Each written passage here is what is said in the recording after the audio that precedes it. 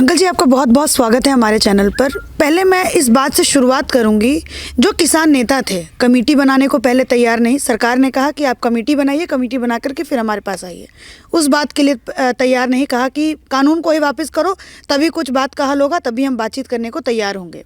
फिर मामला supreme court में गया, सुप्रीम कोर्ट ने ज़बरदस्ती कमेटी बनाई, वहाँ पे भी पहले कमेटी बनाने को तैयार नहीं, लेकिन सुप्रीम कोर्ट ने खुद की अगुवाई में आकर के कमेटी बनाई।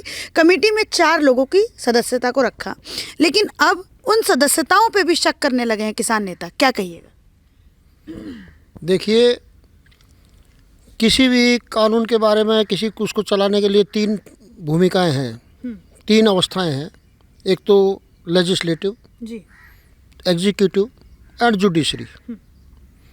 एक सरकार ने कानून बनाया किसानों के लिए, अपनी बहुत अच्छी नेक नीयत से ही बनाया है, कि ऐसी कोई बात नहीं है, क्योंकि हम उनके ऊपर, किसी सरकार के ऊपर कोई शक नहीं करते, बहुत अच्छी नीयत से बनाया। परंतु वो हो सकता है भी हमें रास नहीं है हमारे किसान भाइयों को, और उनके बारे में आंदोलन शुरू हो गया जी। तो एग्जीक्यूशन जब उसका हुआ कानून का, तो वो आंदोलन की परिस्थिति आ गई।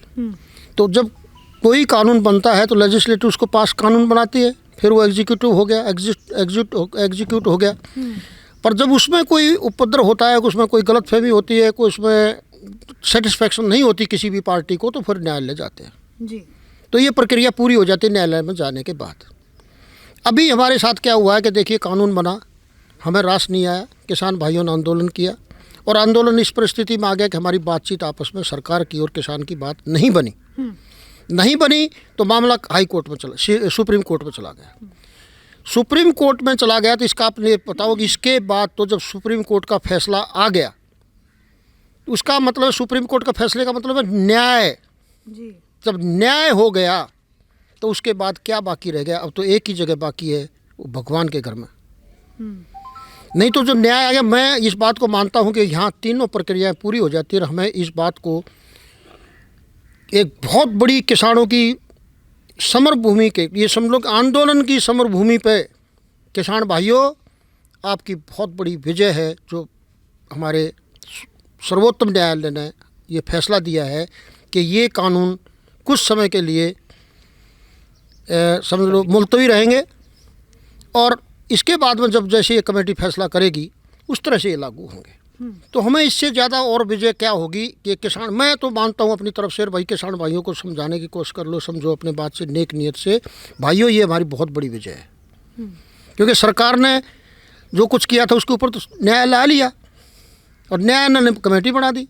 तो अब ये कहें कि भाई कमेटी के जो सदस्य बड़े हैं उनके ऊपर हम से कहते, देखो ये तो फिर अच्छी बात नहीं है। अब इस समय सदस्यों के बारे में भी अगर इंडिविजुअली देखें आप, मान साहब हैं जैसे जी। भाई, एक बात मान के चलो, मान साहब पंजाब से है, ये किसान का बेटा है, ये धरती पुत्र है, मैं इसको पर्सनली जानता हूँ। भारतीय किसान यूनियन का ये बड़ा स्तंभ रहा है, और पार्लियामेंट तक पहुँच गए ये। अब पार्लियामेंट का भी इनको ज्ञान है, किसान का भी ज्ञान है, किसान के घर का भी ज्ञान है इनको, और ये कभी भी हमारे को अहित में नहीं ले जा सकते, कभी भी हमारा नुकसान नहीं कर सकते। ये मान साहब जो भी करेंगे, जो भी मान साहब का विचार होगा, मैं कहता हूँ सब भाइयों को, हमको पूरे देश के किसानों को मान्य होना चाहिए। ठीक है, लेकिन वहीं पे किसान नेता ये बात कहते हैं, जैसे आपने कहा कि मान साहब, उनको खेती का भी अनुभव है और उनको पार्लियामेंट में भी गए हैं, तो उनको कानून बनता कैसे, उसका भी उनको अनुभव होगा। ठीक है, पूरा अनुभव होगा। और आपने कहा कि बीकेयू में भी वो शामिल थे, उसके भी वो नेता रहे, बीकेयू के शुरुआत से ही मेंबर हैं। लेकिन फिर भी किसान नेता इस बात को बार बार कह रहे हैं कि जी, सुप्रीम कोर्ट ने और सरकार ने, दोनों ने हमको ठगा है, और ठग करके जानबूझ करके ये 4 लोगों की सदस्यता बनाई है, जो पहले से ही इस कानून का समर्थन कर रहे थे। एक बात तो आप भाइयों, सब भाइयों से मैं ये निवेदन करता हूँ कि देखो, विनाश काले विपरीत बुद्धि, ऐसा मत सोचो कि अपना नुकसान हो जाएगा बहुत, आपको जो भी बरकरार है। देखो, मैं जो किसान नेता हैं, जो इस काम को कर रहे हैं, जो इस बात को आंदोलन का सिरमौर हैं, जो लोग, जिसमें मैं कह सकता हूँ खुल के, जिन लोगों को मैं पर्सनली जानता हूँ, जिन लोगों के काम को मैंने देखा है, जिन लोगों के परिश्रम को मैंने देखा है, उनके साथ हमने परिश्रम किया है, और वो हमारे साथ रहे हैं। बलबीर सिंह रज्जेवाल जी, अजमेर सिंह लखोवाल, और इसके बाद ये मान साहब, ये तो किसानों के स्तंभ है हमारे। तो अभी बलबीर सिंह को और लखोवाल साहब को ये सोचना चाहिए कि जब हमारा अपना आदमी ही उसमें कमेटी में है, ये बलबीर सिंह रज्जोवाल जो आज आंदोलन चला रहे हैं और लखोवाल साहब जो आंदोलन के ऊपर बैठे हैं, ये कभी भी ये कोई आदमी चैलेंज करके बता दो कि भाई मान साहब हमारे अंदर साथ नहीं रहते थे। मान साहब हमारे भारतीय किसान यूनियन के सदस्य हैं, वो हमारे साथ थे, तो अब हमारे हितों को कोई नहीं रक्षा करेंगे, वो हमारे हितों की रक्षा करेंगे और वो हमारे खिलाफ कभी नहीं जा सकता। इससे बढ़िया मैं समझता हूँ कोई भी दूसरा आदमी हमारे हितों की रक्षा नहीं कर सकता जो मान साहब करेंगे। ठीक है अंकल जी, आप भी संस्थापक रहे हैं, आप फाउंडर मेंबर रहे हैं BKU के, ठीक है। अब वहाँ पे आपने मान साहब का भी इसी सब में जिक्र किया आपने, लेकिन फिर भी बार बार उनके ऊपर उंगलियां उठाई जा रही हैं। तो यहाँ से मैं कुछ मान साहब भूपेंद्र सिंह मान की मैं कुछ ऐसी बातें जानना चाहूँगी जो उन्होंने किसानों के हित के लिए किया और वो इस कानून के बारे में क्या कुछ सोचते हैं, ये भी मैं आपसे जानना चाहूँगी। देखो, एक बात तो आप ये मान के चलिए कि मैं ये कहता हूँ जिस भाई को नहीं पता है वो इस बात को जान ले मेरे से, मैं उसको बताता हूँ और मैं जो कुछ कह रहा हूँ उसको आप ये समझ लो कि पूरे यकीन के साथ मानिए। बलबीर सिंह रज्जोवाल, लखोवाल साहब, मान साहब, कैप्टन कंवरलाल डागर, मैं खुद हूँ, हम लोग संस्थापक सदस्य हैं इसके जी, भारतीय किसान यूनियन के। जी, तो मान साहब उसका एक बहुत भारी मतलब विशेष अंग है, उसके स्तंभ थे ये। मैंने इनके साथ जा करके लुधियाना में, होशियारपुर में, अमृतसर में मीटिंग अटेंड करी है। अब हम ये कैसे कहते हैं कि इनको किसान के बारे में नहीं मालूम, ये किसान नहीं है या किसान की समस्याओं को नहीं समझते। मैं समझता हूँ अगर लखोवाल साहब और बलबीर सिंह रज्जेवाल ना होते तो आज भारतीय किसान यूनियन नहीं होती। तो आज वो आदमी जो इसने अपनी सारी उम्र इस काम के लिए लगा दी, हम उसके ऊपर शक करना भाइयों बहुत जुल्म की बात है, ऐसा मत करो। और अगर ये मैं जो समझता हूँ, मेरी जो अपनी सोच है, मैं रातों रात सोचा है ये बात कि अभी भी अगर कोई किसान ये कह रहा है कि अब हम आंदोलन समाप्त नहीं करेंगे या हम इससे कमेटी से सेटिस्फाइड नहीं है, तो भाई ये तो फिर किसी ने बरगला रखा है। दूसरे जिन लोगों ने इसको भारतीय किसान यूनियन के बारे में जाना ही नहीं, किसान के हितों के बारे में जाना ही नहीं, वो लोग कुछ इसके ऊपर हावी हो गए। और इस वक्त मैं अपने भाइयों से, लखोवाल साहब से, बलबीर सिंह रज्जेवाल से, इनसे ये निवेदन करता हूँ कि भाई this is the time to show your leadership. आगे आइए और उनको बताइए कि नहीं, जो हम फैसला करेंगे वो होगा और उसके किसान के हित में फैसला है। मैं आज समझता हूँ कि ये जो फैसला आया है सुप्रीम कोर्ट से, ये किसानों की बहुत बड़ी विजय है। लेकिन अंकल जी, मैं यहाँ से ये समझना चाहूँगी, आपने भी बहुत सारे आंदोलन अपने जीवन में किया, ठीक है, लेकिन यहाँ से मैं इस चीज़ को समझना चाहूँगी कि कुछ ऐसे किसान नेता जो राजनीति से भी अपना संबंध कहीं ना कहीं उनका ताल्लुक बहुत गहरा है, वो आज किसानों का हित सोच रहे हैं, ऐसा किसान लोग सोच रहे हैं जो वहाँ पे आंदोलन कर रहे हैं। और लेकिन वहीं दूसरी तरफ आपने भूपेंद्र सिंह मान का जिक्र किया, उनको वो अपना नेता नहीं मानते, उनको कहते हैं कि ये हमारे बारे में कुछ अच्छा नहीं कह सकते। तो इस पर क्या कुछ कहिएगा? देखो, ये तो एक, जब मैंने इतना बता दिया कि मान साहब इसके संस्थापक सदस्य हैं, किसानों के बारे में आप क्या कहिएगा? जो अच्छा, जो लोग नहीं मानते ना, तो ये इसका मतलब है वो किसी और स्वार्थों में उलझे हुए हैं, वो अपने आप में नहीं है, उनको कोई somebody else is governing them, उनकी कोई चोटी उनके किसी अन्य आदमी के हाथ में है, ठीक है ना। और वो ऐसा है कि ऐसा कई बार, एक बार पीछे बात भी आई थी कि जैसे रज्जोवाल साहब और ये कहते थे कि भाई हम, एक बार शायद टकैत साहब ने भी कहा था। अच्छा, अब आप कोई टकैत साहब के बारे में कोई ये कहे कि भाई ये किसान नहीं है, फलाना, यार इनका तो जीवन गुजर गया, इसके परिवार का जीवन गुजर गया किसानों के हितों की बात करते करते। ये क्यों नहीं है? ये पूरे किसान हैं, किसानों के लीडर हैं मान साहब, ये अपने टकैत साहब। और अभी इनके ऊपर कोई शक करे तो कैसे होगा? इसी तरह से मान साहब है, इसी तरह से रज्जेवाल है, इसी तरह से अजमेर से लखोवाल है, इसी तरह से हम हैं, ठीक है। ये दूसरी बात है कि मैं आंदोलन में किसी कारणवश नहीं जा सका, पर यह है कि भाई इनके ऊपर शक करना गलत बात है। और जो आदमी शक कर रहे हैं ना, वो किसान नहीं है भाई, तुम लोग इस बात को समझो। और आज तुम्हारी विजय हो गई है, उसका विजय का अपना जश्न मनाओ और अपने घर जाओ। ठीक है, अभी मैं यहाँ पे गुरनाम सिंह चंदुनी के बारे में आपसे मैं पूछना चाहूँगी। गुरनाम सिंह चंदुनी ये वही आदमी है जो करनाल के इंसिडेंट के पीछे भी थे, और ये बार बार कहते हैं कि जहाँ पे भी पंचायत सभा लगाएगी भाजपा, वहाँ पे हम उसको बर्बाद कर देंगे, हम समझाने नहीं देंगे। क्या कहिएगा अंकल जी इस इंसान के बारे में? देखिए, चटर्जी साहब का जहाँ तक ताल्लुक है, सच्चाई और ईमानदारी की बात है, मैं चटर्जी साहब से कभी नहीं मिला, मैं उनके बारे में बहुत कुछ नहीं जानता हूँ, ठीक है। इसलिए किसी के बारे में अननेसेसरी कोई कमेंट करना, मैं इतना जोर लगा के रज्जेवाल और बान साहब और उनके बारे में कहता हूँ क्योंकि वो मेरे साथी रहे, उन्होंने संघर्ष किया है, तो उनका जीवन गुजर गया इसमें। चटर्जी साहब तो कल आए, ठीक है। नंबर 2, जैसे अब ये आंदोलन चल गया, उन्होंने क्या किया, अब ये खट्टर साहब का वो मंच तोड़ दिया। जी। ये कोई तरीका थोड़ा ही है, आप अपनी मतलब किसान कभी नहीं करेगा ऐसा। ठीक है, चढ़नी साहब कर रहे हैं, चलो उन्होंने आंदोलन चलाया, हरियाणा के हैं वो, ठीक है, पर हरियाणा में क्या कोई ऐसा कोई और दूसरा सीधा दूसरा नहीं था आदमी, मतलब मैं कहना नहीं चाहता उस बात को, तो मैं उनके बारे में ज़्यादा कुछ नहीं जानता हूँ, पर मुझे ये नहीं लगता कि ये कोई ठीक बात कर रहे हैं। अच्छा, आप यहाँ से मैं ये बात आपसे, चलिए आप ठीक है उनके व्यक्तिगत विचार पे या फिर उनके बारे में आप कुछ नहीं बोलना चाहते, ये बिल्कुल जायज़ बात है, लेकिन क्या एक वो सही पर्टिकुलर इंसान होंगे किसानों का मुद्दा उठाने के लिए? क्या वो एक पर्टिकुलर इंसान होंगे? मैं इसी बात को अवॉइड करना चाहता था। आप जो कह रहे हैं इतना बड़ा हरियाणा है, इतना बड़ा पंजाब से तो सारे सरदार साहब आए हुए हैं ना, अब यहाँ आकर उनको ये गवर्निंग बॉडी मिली हुई है, ठीक है ना, यहाँ से कोई दूसरा आदमी क्यों नहीं हुआ? एक बात तो आपको ये बताएं, जो ये सारा कभी भी चलता है ना, मैं भारतीय किसान उसमें यूनियन का आदमी हूँ, किसान हूँ, भारतीय हूँ, ठीक है, जाट हूँ वैसे, ठीक है ना, पर एक बार एक आदमी, कुछ लोग रेल में सफ़र कर रहे थे, दूसरे ने कहा भी माचिस दे दे, बीड़ी लगाऊंगा, कहता कोई जाट बैठा होगा उससे लगा ले।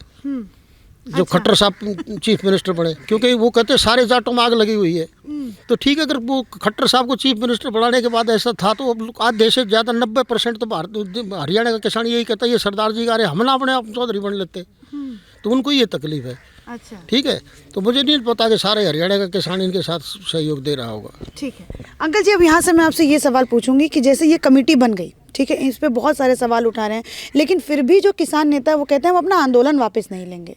यहाँ पे ये हो सकता था, जैसा आपने कहा कि ये किसानों की एक बहुत बड़ी जीत है कि सुप्रीम कोर्ट में ये फैसला गया, सुप्रीम कोर्ट ने खुद आगे आकर के इस पे अपना रुचि दिखाई, इस पे अपना मतलब निर्णय को दिखाया, तो क्या यहाँ पे एमएसपी की बात नहीं करनी चाहिए, जिसका अभी आप, जब मैं आपसे बात कर रही थी ऑफ कैमरा, तब आपने मुझसे एमएसपी का जिक्र किया, कुछ प्राइस इंडेक्स की आपने मुझे बात की थी, तो उसके बारे में थोड़ा कुछ बताइए। देखिए, एक बात जो अभी चल रही थी, जो हमारा जो पूरा झगड़ा चला था, उसमें से एक अहम मुद्दा जो था एमएसपी का था, कि एमएसपी को पक्का करो, एमएसपी की गारंटी करो, एक बात ये, पर ये सब कुछ आया, पर ये बात किसी आदमी ने आज तक उसमें नहीं कही कि एमएसपी तो हम चाहते हैं, और सरकार ने भी मान ली, पर जो एमएसपी इस वक्त जो रेट चल रहा है ना, वो उसके अंदर मतलब जो पिछले 50 साल में जो गड़बड़ हुई है, प्राइस इंडेक्स के हिसाब से ये रेट हमारे नहीं बढ़े, और इसलिए आज देश का किसान भूखा मर रहा है, गरीब है, कर्जे में है। वो इसलिए है, वो क्यों है, आप देखिए, उदाहरण के तौर पर सन 1970 में जी, इसका गेहूं का रेट सरकार ने किया था, मतलब ये शुरू किया जब 72 रुपये का प्रति क्विंटल रेट था, जो पहली बार किया 72 रुपये प्रति क्विंटल गेहूं का रेट सरकार ने किया, तो अगर किसान के घर में कोई शादी थी, तो उसने अपनी बेटी की शादी के लिए 1 तोला सोना खरीदना है, तो 5 बोरी गेहूं बेच करके उस वक्त 360 रुपया प्रति तोला गेहूं बिकता था, ये सॉरी 60 सोना बिकता था, 360 रुपये प्रति तोला सोना, और गेहूं का रेट था 70 रुपया, तो 5 बोरी गेहूं बेच करके 1 तोला सोना खरीद सकता था किसान। और आज अगर उसको 1 ही तोला सोना किसान को खरीदना पड़ता है, तो उसको 25 बोरी गेहूं बेचना पड़ता है, और सोने का रेट इतना ऊपर चला गया। तो 25 बोरी गेहूं बेच के जब 1 तोला सोना पड़ेगा, तो वो तो भूखमरी इसलिए आ गई हमारी। मैं क्यों नहीं आज 5 बोरी बेच करके मुझे 1 तोला सोना मिलता? ये प्राइस इंडेक्स की वजह से हमारा सत्यानाश इसलिए हुआ है। वो जो इतना गैप बना दिया, उसके लिए मैं समझता हूँ जो पीछे सरकारें रही हैं ना, उन्होंने किसान को लूट लूट के अपना राज किया, और ये लूट जो है ना, ये सिद्ध होती है इस बात से कि हमारी चीज़ों के रेट प्राइस इंडेक्स के अनुसार नहीं बढ़े। तो मैं सरकार से ये रिक्वेस्ट करता हूँ कि हमारा जो प्राइस इंडेक्स, किसान की उपज का, किसान के प्रोडक्ट का जो रेट तय किया जाए, वो प्राइस इंडेक्स के अनुसार करना चाहिए। अगर उसके हिसाब से आज करते हैं, तो आज गेहूं का रेट 9,000 रुपये प्रति क्विंटल हो। ठीक है, तो क्या अंकल जी कमेटी जो बनी है उसके बारे में भी मैं बात करूंगी, और ये किसान नेता के बारे में भी बात करूंगी। आपने जिस तरीके से हमें प्राइस इंडेक्स की बात समझाई, आपने 72 रुपये जब गेहूं का रेट था, आपने वो भी हमें बताया, और सोने का आपने गोल्ड का यहाँ पे एग्जांपल दिया, तो क्या ये जो किसान नेता हैं, ये एक अच्छा मौका नहीं था, ये एक अच्छा, आप इनको कहिए कि एक अपॉर्चुनिटी मिली थी कि जाइए आप सरकार के सामने इस बात को रखिए, क्या पता ये जो सरकार है ये सुन भी ले?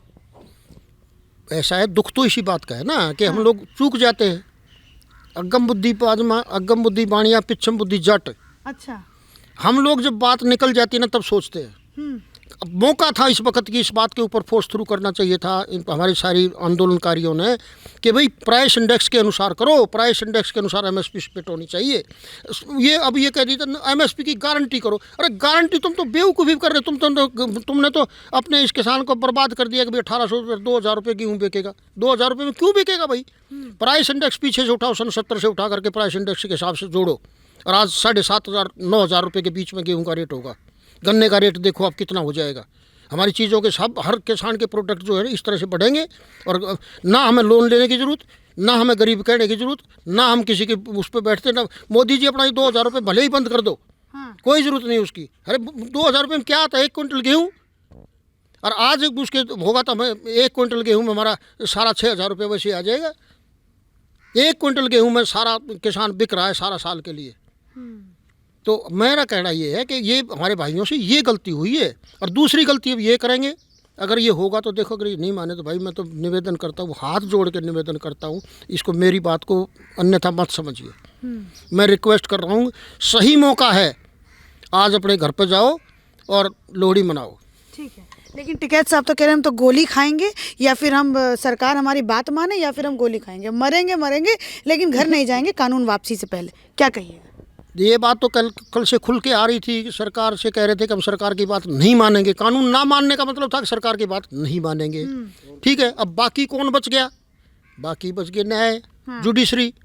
जुडिशरी में सर्वोत्तम न्यायालय ने खूब सोच के विचार के और हमारा को विजयी कर दिया। सच्ची बात तो ये है। और वो आप उसमें को अपनी विजय ढूंढ की बजाय आप उसमें फेल्योर ढूंढते हो, तो भैया ये तो गलती है।